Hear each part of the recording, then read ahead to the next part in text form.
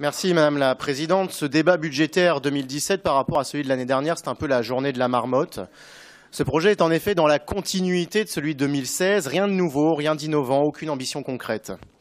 Dans les faits, à part quelques transferts comptables d'une section à l'autre ou quelques bricolages ici ou là, vous êtes globalement dans la continuité de la politique de l'année passée, elle-même dans la suite de la précédente mandature. Le reste, ce n'est que de l'enfumage, de la com, comme toujours.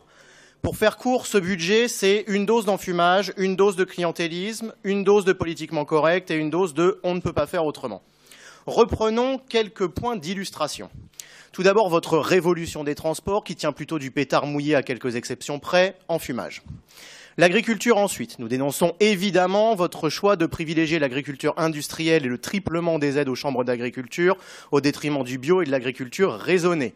Il faut bien faire plaisir à vos amis de la FNSEA en période préélectorale, nous comprenons clientélisme. En ce qui concerne l'annexe éducation, vous avez fait de la sécurisation des lycées une priorité régionale, c'est très bien. Mais le budget alloué baisse en crédit de paiement, c'est-à-dire en application effective et concrète de vos déclarations de conférences de presse, enfumage.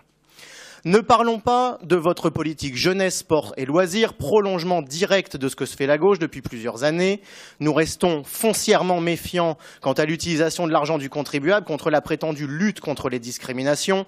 Cette expression attrape tout qui finit par devenir éculée tant elle a été fourvoyée durant des dizaines d'années, sert en réalité trop souvent là encore des intérêts communautaristes, une petite dose de politiquement correct. Sur la transition environnementale que vous qualifiez de politique ambitieuse et prioritaire, ce ne sont que des mots, rien de concret ni d'efficace, seulement de la poudre aux yeux. Les financements baissent dans ce domaine, enfumage encore. Pour parler de sécurité, on ne peut encore une fois que regretter que la région soit obligée de se substituer à l'État plus que défaillant. Et alors que nous avons confirmation aujourd'hui même que l'Île-de-France compterait 5325 islamistes radicalisés et qu'un grand nombre d'entre eux travailleraient dans la sécurité privée ou dans des secteurs dépendants du STIF, nous vous demandons encore une fois d'agir pour que les individus connus pour leur dangerosité ne puissent plus travailler dans ces secteurs sensibles.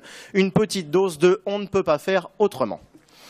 Dans le domaine de l'enseignement supérieur, vous dites que vous maintenez les crédits pour la mobilité internationale des étudiants. Pourtant, l'échéancier des crédits de paiement indique une baisse continue des crédits jusqu'en 2019. Enfumage encore.